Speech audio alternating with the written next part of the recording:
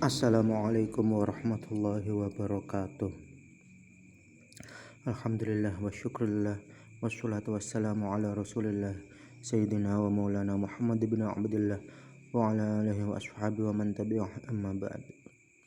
Qala al-musannifu rahimahullahu ta'ala wa nafa'ana bihi wa bi 'ulumihi fid dharain amin.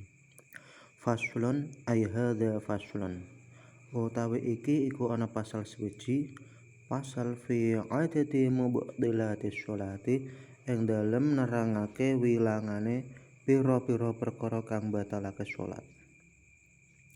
Waladzi utawi perkara selai alladzi yubtilu kang batalake yabtulu kang dadi batal bi sebab alladzi apa as-sholatu apa salat iku ahada asyara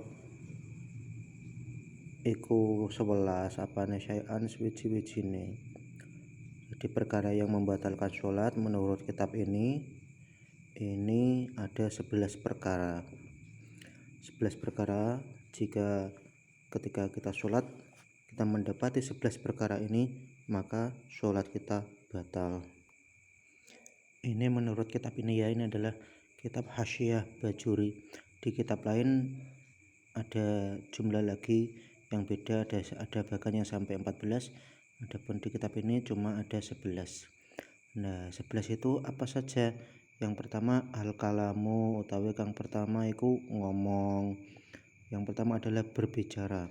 Ketika kita sedang sholat kok tiba-tiba berbicara, maka sholat kita batal. Nah, berbicara yang seperti apa yang membatalkan sholat? Sifatnya al-kalamu al-amdu kang jarak, berbicara yang disengaja, ngomong yang sudah sampai mengeluarkan huruf-huruf yang jelas, yang sudah menurut orang-orang umum itu sudah dianggap berbicara, kecuali perkataan yang ada hubungannya dengan sholat itu tidak membatalkan. Memangnya apa perkataan yang ada hubungannya dengan sholat?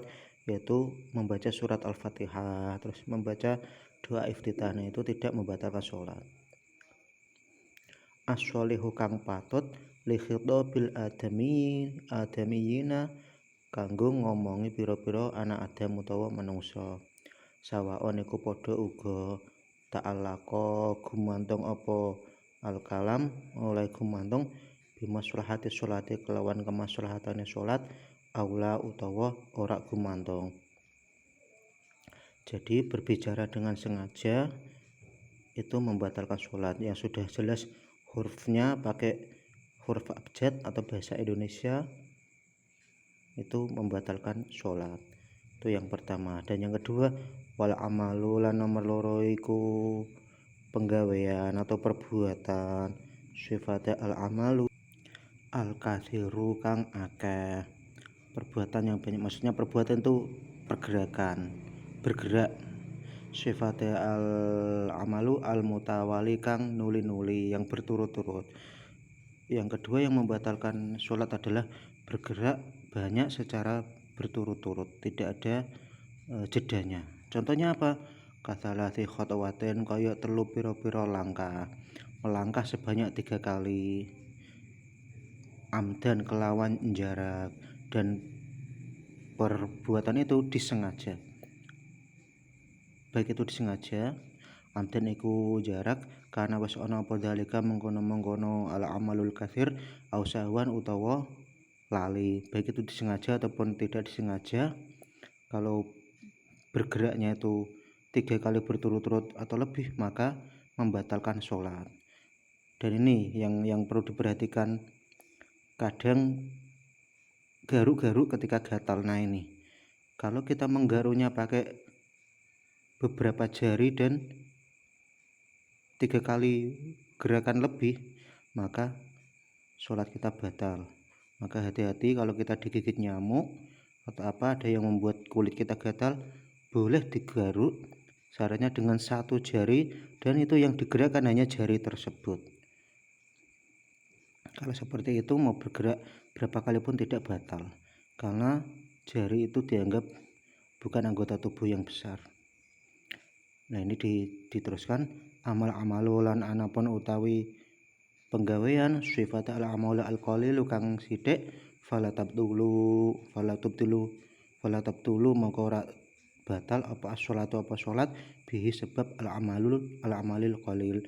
Adapun gerak yang sedikit itu tidak membatalkan sholat. Ya termasuk tadi satu jari itu dianggap sedikit, tidak dianggap banyak.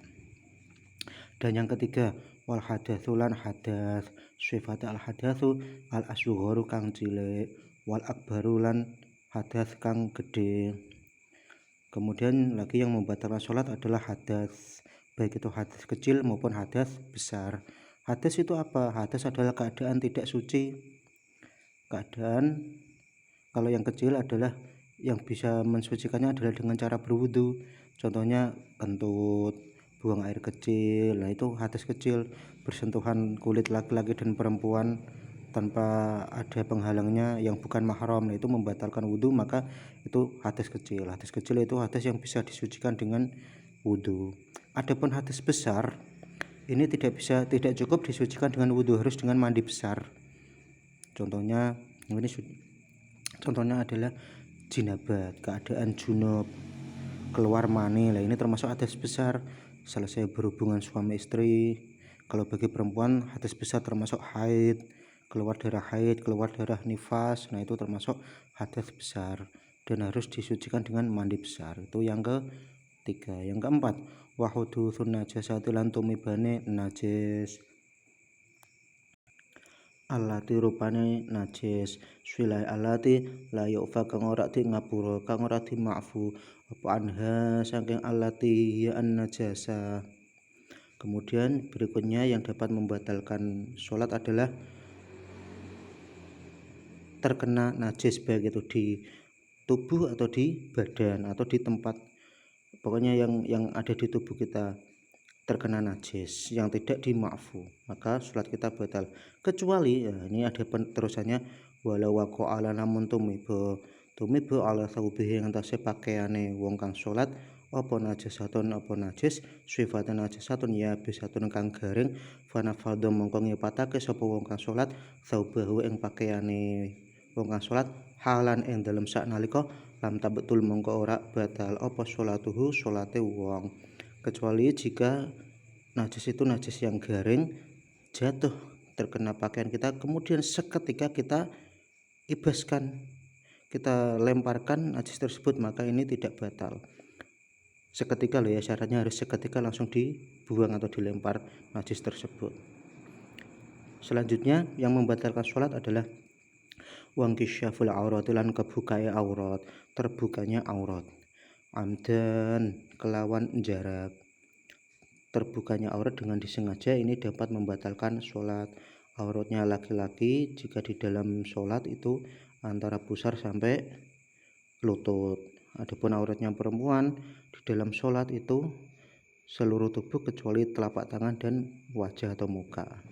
Nah selain itu jika terbuka auratnya dengan sengaja maka sholatnya batal dengan sengaja. Nah jika ada kasus seperti ini, fa in kasyafa mongko lamun buka ha ing al aurata apa arihu angin fasatara moko gage nutup sapa wong kang salat ha ing aurat fil hali ing dalam sak nalika lam tabetul mongko ora batal apa salatuhu salate wong, kecuali jika ada kasus seperti ini, ada angin kencang kemudian angin tersebut meniup, misalnya yang sholat itu pakai sarung, yang buat yang laki-laki ya, sarungnya tertiup angin sampai melebihi atas lutut, terbuka sampai di atas lutut, tapi yang sholat seketika langsung menutupnya, maka ini tidak batal. Langsung seketika ditutup maka tidak batal. Selanjutnya wataghirun niyati lan owae niat, kaiyan wiya kaya arep yen to niat sapa wong kang salat al khuruja ing metu minas sholati saking salat. Kemudian yang membatalkan sholat berikutnya adalah berubahnya niat. Misalnya contohnya ada kasus seperti ini, ada imam yang sholatnya lama sekali, kemudian makmumnya itu tidak sabar, terus dalam hati dia itu gremeng, mengeluh dalam hati, wah sholatnya kok kelamaan, nggak sabar saya, udah batalin aja. Nah itu baru diucapkan dalam hati saja itu sudah membatalkan sholat. Dia sudah niat keluar dari sholat, sudah niat membatalkan sholat, maka walaupun belum diucapkan secara lisan itu sudah membatalkan sholat. Itu maksudnya berubahnya niat. berubah niat juga, misalnya dia tidak tahu kalau dia itu sedang sholat duhur misalnya, tapi niatnya dikira itu sholat asar, maka padahal sholat duhur tapi dianggap sholat asar, maka niatnya sholat asar, usholi fardul asri. Ternyata di tengah-tengah sholat dia baru sadar, loh ini baru sholat duhur, dirubah diganti dengan sholat duhur. Nah ini batal, nggak boleh, ini otomatis membatalkan sholat karena berubah niatnya. Nah, kemudian selanjutnya yang dapat membatalkan sholat adalah wasdid barul kiblati lan mungkuri kiblat. Mungkuri maksudnya tidak menghadap kiblat. Kaya ja'ala kaya arep yen ndadekake sapa wong ha ing al kiblata khalfa dhurihi ing dalem burine gegere wong. Jadi dia tidak menghadap kiblat tapi membelakangi kiblat. Nah, ini membatalkan sholat. Kemudian selanjutnya wal aklu lan mangan, wasyurbulan ngombe. Yang batalkan sholat berikutnya adalah makan dan minum. Ada orang sholat kok makan atau minum, nah ini membatalkan sholat. Kathiron iku akeh karena wis ana apa al makulu apa perkara kang dipangan, wal masyrubulan perkara kang diombe, au qalilan utawa iku sithik. Baik yang dimakan atau yang diminum itu banyak atau sedikit tetap membatalkan sholat. Illa ayyakuna kejaba arep yen to ana apa syakhsu sapa awa-awaan ana iku fi hadis surat yang dalam ikilah surah iku jahilan iku ora arti tahrima dzalika ing harame mengkono-mengkono mangan ngombe, kecuali dia memang tidak tahu kalau makan dan minum itu membatalkan sholat, maka tidak apa-apa. Itu berhubung dia tidak tahu kok. Kalau sudah tahu kalau itu membatalkan sholat kok disengaja makan dan minum, maka membatalkan sholat. Kemudian berikutnya yang membatalkan sholat adalah wal kohkohatulan guyu ngekek, tertawa sampai ada suaranya, disebut tertawa terbahak-bahak bisa, atau pokoknya yang penting tertawa yang ada suaranya. Kalau senyum tidak membatalkan sholat, kalau tertawa, ada orang sholat kok tertawa, itu membatalkan sholat. Peminhum lan setengah sangking ulama man utawi ana wong utawa wong alim yo abiru kang gawe takbir ana sangking alqahqahati bidoki kelawan tembung ad-dohki, artinya sama ad-dohki ya tertawa terbahak-bahak. Kemudian yang terakhir yang membatalkan sholat adalah waridatu lan murtad. Ridha itu apa? Wa ya utawi aridatu iku qatul islami ku megat Islam bikaulen oleh megat kelawan ucapan au fi'lan utawa perbuatan. Yang terakhir yang membatalkan sholat adalah murtad atau keluar dari agama Islam. Baik itu keluarnya dengan ucapan, dia sengaja ngomong saya murtad, saya keluar dari Islam misalnya, ini dia membatalkan sholat. Atau dengan perbuatan yang membuat dia keluar dari Islam apa? Contohnya tiba-tiba dia menyembah Yesus, menyembah apa itu salib, atau menyembah apa, pokoknya syirik lah. Nah itu membatalkan sholat. Oke, demikian semoga bermanfaat. Wallahu a'lam, wallahu muwaffiq ila aqwamit thoriq. Wassalamualaikum warahmatullahi wabarakatuh.